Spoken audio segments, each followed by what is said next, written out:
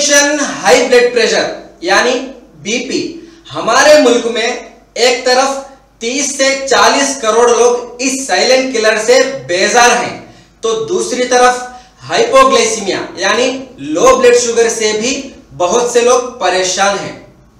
यह high blood pressure और low blood sugar के बीच क्या कोई इंटरलिंक है? इन दोनों का इंसुलिन रेजिस्टेंस और डायबिटीज से क्या कोई कनेक्शन है? इन सारी बातों को समझने के लिए हमें सबसे पहले ब्लड को समझना होगा। ब्लड हमारी बॉडी में एक ट्रांसपोर्टेशन सिस्टम की तरह काम करता है। बॉडी में जब भी कोई सामान एक जगह से दूसरी जगह जाना हो तो ब्लड उसमें हेल्प करता है। फॉर सपोज हमारी बॉडी में पैनक्रियास ने इंसुलिन हार्मोन बनाकर ब्लड में डाल दिया तो वो बॉडी की हर सेल तक पहुंचता है, क्योंकि ब्लड हमारी बॉडी के हर हिस्से तक जा सकता है, इसलिए वो इंसुलिन को भी हर जगह पहुंचाता है। ब्लड कुछ ट्यूब्स के थ्रू हमारी पूरी बॉडी में फ्लो करता है। जो ये खून की नली या ट्यूब्स हैं, इन्हीं को ब्लड वेजल्स कहते हैं। इनमें से कुछ ब्लड वेजल्स मोटी होती हैं, कुछ पतली होती हैं और कुछ इतनी बारीक होती हैं कि अपनी आंखों से दिखाई नहीं देती। इनको कैपिलरीज कहते हैं। लेकिन ब्लड बॉडी में हर सेल तक पहुंच सकता है। ब्लड मेनली दो कंपोनेंट का बना होता है, जिसमें 50% पानी होता है और 50% सॉलिड मटेरियल होता है। इस सॉलिड मटेरियल को हम देखें तो इसमें आरबीसी रेड ब्लड सेल्स होती हैं, जो हमारी बॉडी में ऑक्सीजन पहुंचाने का काम करती हैं, and WBC white blood cells भी होती हैं। जब भी हमारी बॉडी में कोई बैक्टीरिया या वायरस आए तो ये उनसे लड़कर हमारी बॉडी को प्रोटेक्ट करती हैं।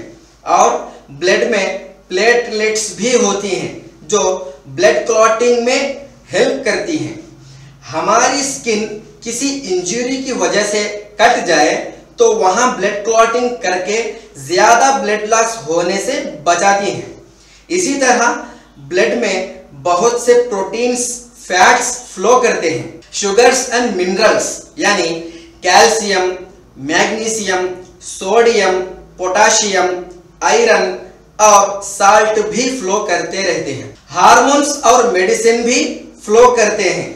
इन सब का ट्रांसपोर्टेशन बॉडी में ब्लड के जरिए होता है। ब्लड इन ट्यूब्स यानी ब्लड वेजल्स में फ्लो करते हुए एक प्रेशर क्रिएट करता है। इस प्रेशर को ब्लड प्रेशर यानी बीपी कहते हैं। हमने ब्लड प्रेशर को समझ लिया, अब हम ये समझेंगे कि आखिर ये ब्लड प्रेशर बढ़ता क्यों है। ब्लड प्रेशर बढ़ने के मेनली 4 रीजंस होते हैं। Number 1, if blood viscosity has increased यानी खून का गाढ़ापन बढ़ जाने की वजह से। Number 2, if blood volume has increased खून की मिकदार यानी क्वांटिटी बढ़ जाने की वजह से। Number 3, if heart rate has increased यानी दिल की धड़कनें बढ़ जाने की वजह से। Number 4, if hardness of blood vessels has increased यानी खून की नलियां मोटी और सख्त होने की वजह से। पहला रीजन खून का गाढ़ा बन जाना।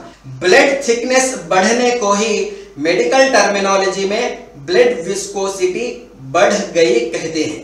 अगर ब्लड का गाढ़ापन बढ़ जाए तो ब्लड वेसल्स में फ्लो करने के लिए ज्यादा ताकत लगानी पड़ती है। इस फोर्स की वजह से ब्लड प्रेशर भी बढ़ जाता है। दूसरा रीजन ब्लड का वॉल्यूम बढ़ जाना।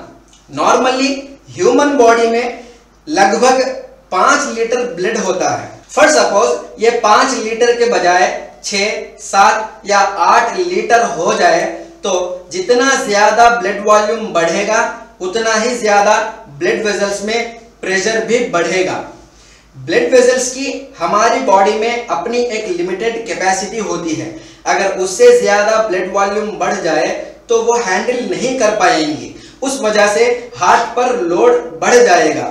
तब हमारे हार्ट को भी ज्यादा तेजी से पंपिंग करना पड़ेगा। That's the third reason. Heart rate बढ़ने की वजह से ब्लड प्रेशर भी बढ़ जाएगा।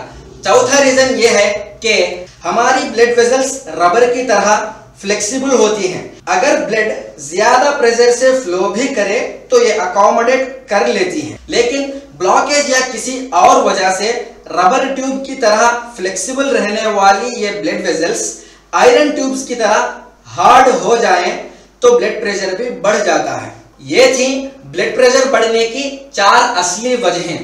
हाई ब्लड प्रेशर और low blood sugar, insulin resistance and diabetes के बीच के इंटरलिंक को हम नेक्स्ट वीडियो में समझेंगे।